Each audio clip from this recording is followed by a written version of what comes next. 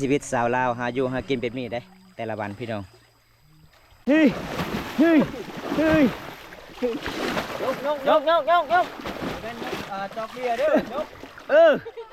ยกมาล่นน้ำกันว้าวเห็นบ่ได้โอ้โหคือสดๆเนาะบ้านเฮาเนาะปลาทุกคนมาเด้อครับบ่จะสิเอาตอนใหญ่ๆเลยว้าวทุกคนโอ้ว้าวมันว้าวมาเด้อได้วะบอเดอร์ปลาทุกคนเบิ้งนี่ทุกคนสาวลาวโอ้ยมันธรรมดาเด้อครับมาจวดพี่น้องเอ้ยบอมตากะสีเฮ็ดคือสาวลาวกันครั้งแรกในชีวิตเลยที่ได้กินมันเป็นๆเลยนี่มาเด้อโอ้มาจวด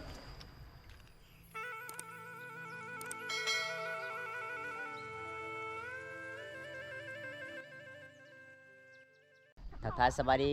ดีเด้อพ่อแม่พี่น้องมื้อนี้บอมตากะสิพาเบาโก้ยไปรับชมวิถีชีวิตสาวลาวในเขตชนบทหมู่บ้านบอมตาเองพี่น้องเอ้ยเพราะว่าเบาโก้ยก็มาครั้งแรกในหมู่บ้านบอมตาเพราะว่าเบาโก้ยก็บ่เคยได้เห็นสาวลาวในหมู่บ้านบอมตาเขาเจ้าคุยหรือบ่พี่น้องแล้วก็มื้อนี้ก็เฮาสิพาเบาโก้ยกับสาวลาวหมู่บ้านบอมตาไปหาอยู่หากินพี่น้องไปสอนป่าบรรยากาศยามตอนเที่ยงมื้อนี้ก็สิได้หรือบ่พี่น้องเพราะว่าเฮาก็สิมากินก๋วยป่าเลยพี่น้องจังได๋ก็ติดตามรับชมกันพี่น้องนี่สาวสวยจำหมู่บ้านสบายดี นี่พี่น้องคือแบบขัดกันเลยเนาะเป็นยังไงน้องเมื่อนี้มีผู้บ่าวมาหาดีใจบ่เพราะว่าเบาโก้ยก็อยากเห็นวิถีชีวิตน้องสิพาน้องไปสอนป่าได้อยู่บ่ได้หลายเนาะได้ค่อยอ๋อได้เจ้าบ่โอ้ยเนาะคำตอบนะเป็นยังไงเบาโก้ยสาวเคนเมืองน้องฮะถึกใจครับถึกใจบ่โอ้ยเนาะเมื่อนี้สาวเมาสาวเกตสาวกาดกสิพาเบาโก้ยไปหาอยู่หากินเนาะกินก้อยป่าเลยบ่ใครบ่ได้ก้อยป่าสิได้ก้อยย่างก้อยค่อยนี่มันหับไปเอาไก่อยู่บ่น้อง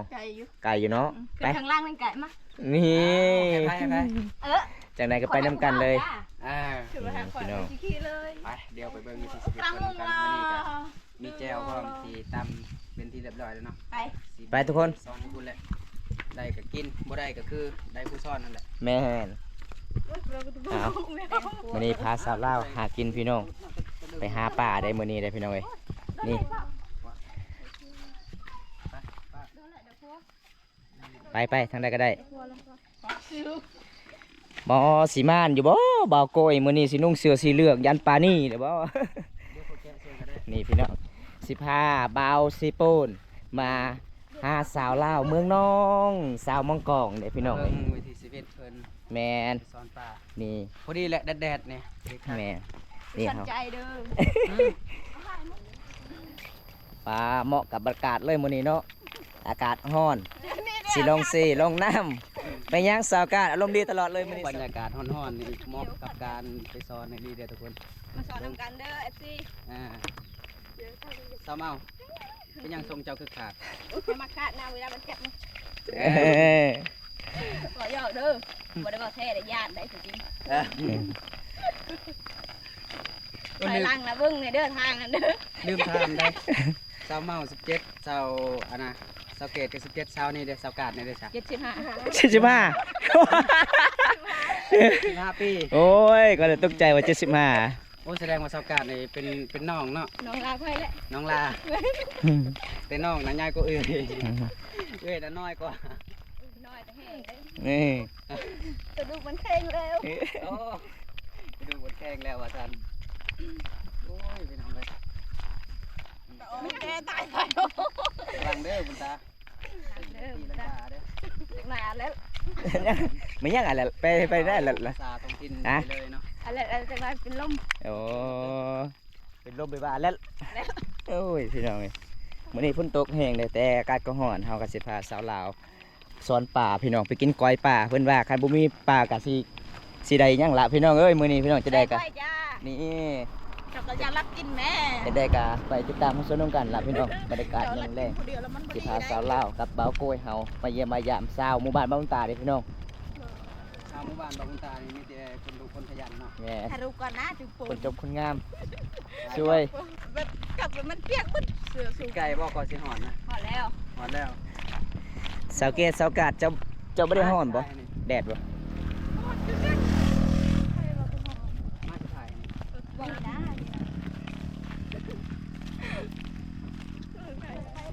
ป้าสาวเกตฮอดน้ำเลยบ่ฮอดเซเลยบ่โอ้พี่น้องไกลเติบอยู่เนาะนี่พี่น้องบรรยากาศนำที่เฮาไปสอนป่าสอนกุ้งมื้อนี้พี่น้องก็สิได้หรือบ่ก็สิมานหรือบ่จังได๋กลับไปติดตามชมกันพี่น้องมื้อนี้สิพาสาวลาว3คนอยู่หากินบรรยากาศยามตอนเที่ยงมื้อนี้อากาศร้อนหลายเลยพี่น้องเอ้ยแต่สาวลาวคลิปนี้ก็ใจดีเด้เขาเจ้าก็สวนไปหาอยู่หากินพี่น้อง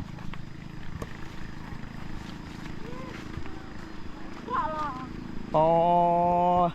น้องสะเจ้าใหญ่เลยเนาะ มาทุกคนเบิ่งนี่โอ้น้ำสีบอนสาวลาวหากินพี่น้องอยู่ทางเทิงก็จะเป็นขัวเด้สะพานใหญ่พี่น้องเท่านั้นพี่น้องโอ้พี่น้องเอ้ย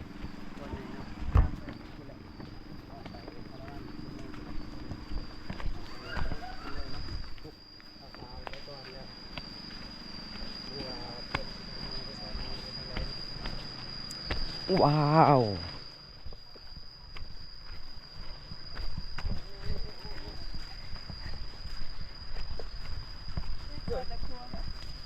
เป็นจะได้ผู้สาวเมื่อยบ่ เมื่อย แดดเนาะเพื่อสิฮอดน้ำก็บ่แม่นง่ายพี่น้องไกลอีหลีเด้ หอนแล้วเนาะ โดย ใครสิเป็นคนสอนก่อนวันนี้ เอาบ่ได้ลงก่อนบัดนี้ ใครก็ได้นะ อืม เปลี่ยนกันเมื่อยแล้วก็เปลี่ยนกัน บ่สาวแกดหลักๆที่สุดที่น้องเคยไปสอนได้ปลายัง ไปปังห่าง ปลาห่างๆไม่ยังปลาห่างๆปลาแก้วบ่ ๆปลาแก้ว เอ้าปลายังเลย จะมาแก้วตึ้งเลย ปลาไส้เอ้า บุกหัว บ่ฮู้ ชุ่มขึ้นค่อยสิอาบน้ำพรดีป่ะ ปลาบ่ได้ชวนบ่โกยอาบน้ำกันบ่เอ้าจะสิต้นเลยบ่ห้อยสาวเมาเพิ่นว่าฮ้อนหลายยางเพิ่นน้องเพิ่นก็สิอาบน้ำเลยเด้นี่นี่บรรยากาศ บรรยากาศอยู่เซลูพี่น้องโอ้ยสุดยอดหลายเลยพี่น้องหาอยู่หากินเขตนี้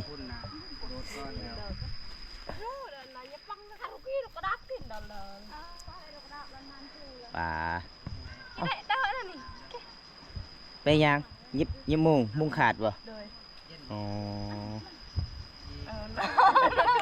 เบิ้ลนานๆเลยกระดกนานเมื่อแล้วไม่ห้ามมึงมาเลย อันนี้เจอเลย เอาทุกคนมาลุ้นนำกันพี่น้องกาสิได้มานหรือบ่เพราะว่าหลังจากที่บอลตาซอนกะพอได้มานอยู่พี่น้องมื้อนี้เฮาถือแจ้วไปพร้อมกับสาวลาวเพิ่นว่าได้ปลาหลายก็เลยสิมากินกอยปลาพี่น้องเอ้ยนี่กามุนตุ เรียกแล้วพี่นะ เยี่ยปะปึ๊ๆเก่งๆ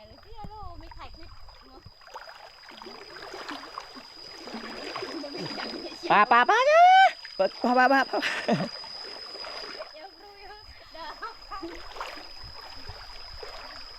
เยี่ยม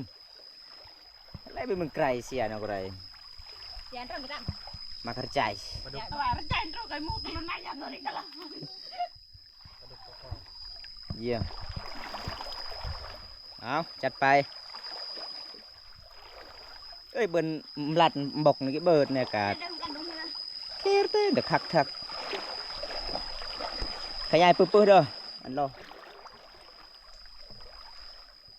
เอ้ยเลยรู้จักขบุญเด็กลูกชิ้น เอาโดนเบิ้งพี่น้อง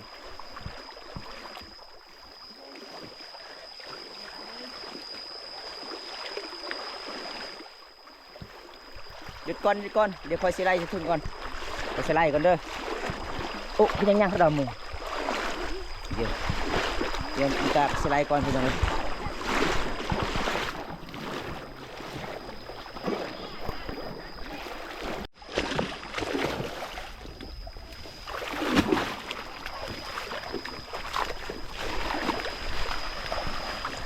เฮ้ย เฮ้ยเฮ้ยเฮ้ยเฮ้ยเฮ้ยเฮ้ยไล่เฮ้ยไปเฮ้ย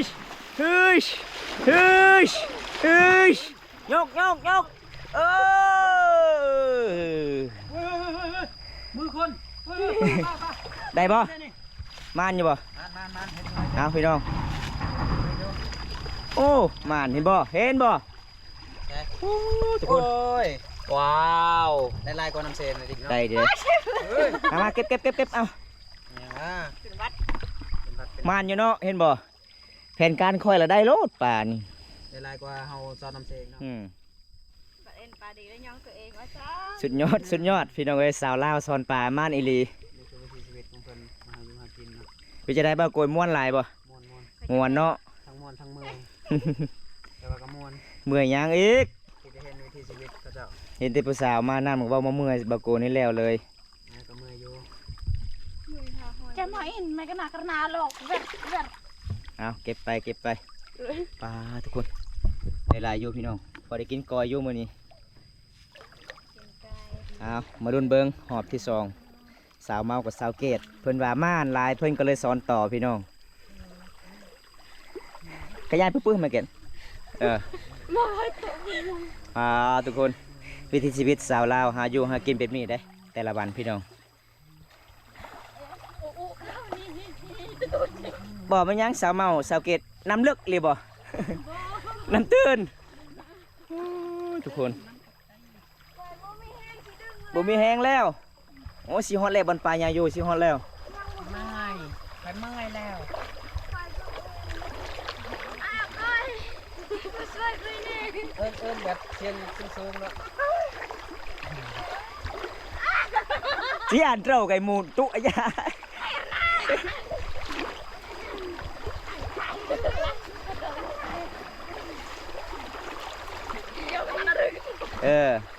มาจ้ะ ฮะ รอเนี่ยมีตัวกระมุงอ่ะ หยุดก่อนอูว่าเกยกล้วยซาเซียตะกี้เดี๋ยวค่อยสิไล่ปลาอีกเด้อหยุดก่อนเด้อให้เจ้าทายอยู่นี่ก่อน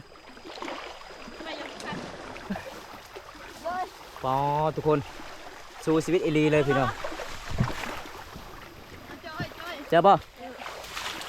ไม่หมดเลย น่ะ ถ่ายอยู่นี่กันเด้อแต่ขยังเด้อแต่ขยังเด้อเฮ้ย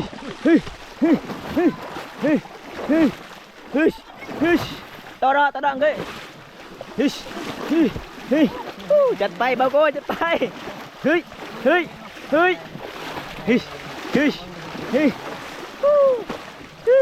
เอาแม่อาการเอาแม่ยกเป็นจอกเบียร์เด้อยกปลา แต่ละคนน่ะเมื่อยแล้วก็เลยแบบยกกระสิบไหว เอา เลย หอบสุดท้ายตอนนี้ หอบสุดท้าย เป็นจะได้หอบสุดท้าย มาล่นน้ำกัน ว้าวเห็นบอกไปต่อได้เป็นมีเลยพี่น้องเอ้ย ได้อยู่ มานอยู่เห็นบอก ได้อยู่ ปอทุกคนเอาเก็บ พอได้กินอยู่ ตั้งเหงาเลยเชื่อว่าแกเราเลย บัดมาซ้อนน้ำห้วยคือได้ปลาลายใช่ปะเก็บพอได้กินอยู่ อร่อยนี่คือมานอยู่พี่น้องเอ้ยเพราะว่าเฮากะสิกอยปลาหลายที่เข่าเลยพี่น้องเฉลี่ยได้ดึงโดยมาสาวแกดจนเว้าบ่ออกเลยกับสาวเมานี่เมื่อยแหงเพิ่นว่าพี่น้อง ไปเมื่อ ไปได้น้องเมื่อยบ่สาวเมาเมื่อยบ่สาวเมา อยากผัว เบิ้งสาวกาด อยากติด ปลาเบิ้งโอ้ อยากตีกันเลย มันอยู่ไปกลับปะนี่ เรียว กับเพื่อนกับซาน เอาแล้วจะแป้ละเจ้า ปลาลายอยู่เด้อพี่น้องเพราะว่าน้ำมันยังใหญ่พี่น้องขันอีกประมาณยัง2-3 มื้อก็สิได้ลายอยู่พี่น้องอันนี้น้ำมันไหลแห้งเฮาก็ซ้อนประมาณ2-3 หอบก็ได้อยู่พี่น้องพอได้กินอยู่เฮาก็สิมาเฮ็ดก่อนเลยพี่น้อง คุณก็ซ้อนดิเดินนะมันเนี่ยระหะเนี่ยเลยนะ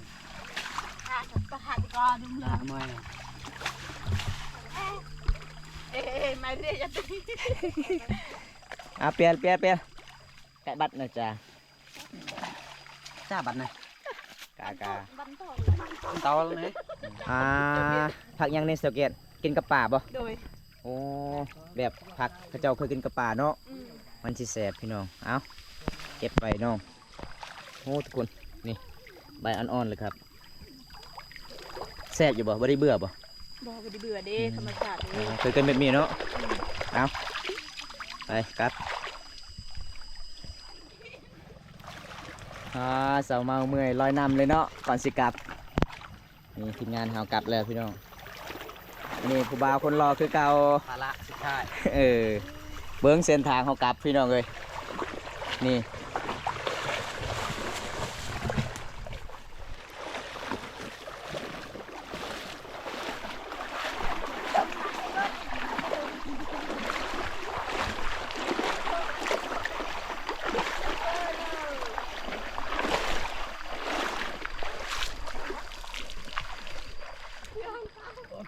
เอาไปได้บ่บ่กุยนี่พี่น้องเส้นทางกลับบ้านสะพานด้วยธรรมชาติเห็นบ่พี่น้องเลย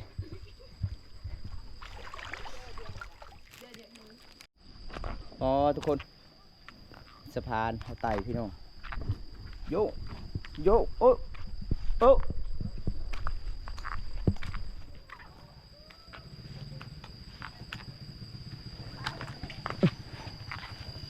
ตัวใดตัวนั้นแหละ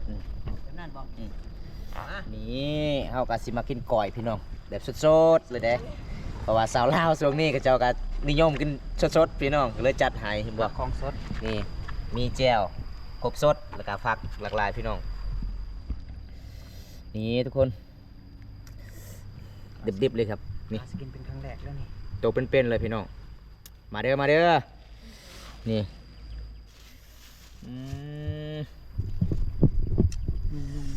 ว้าว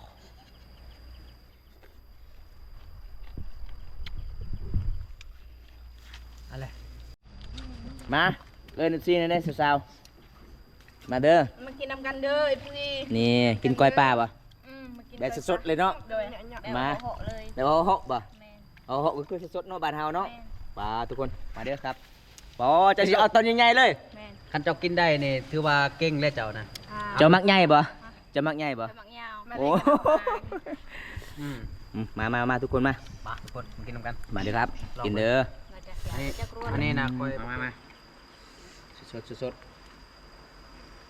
จับมาจากน้ำห้วยกับกินแบบสดๆห่อนๆเนาะ ดาบินเคยได้เสียเธอ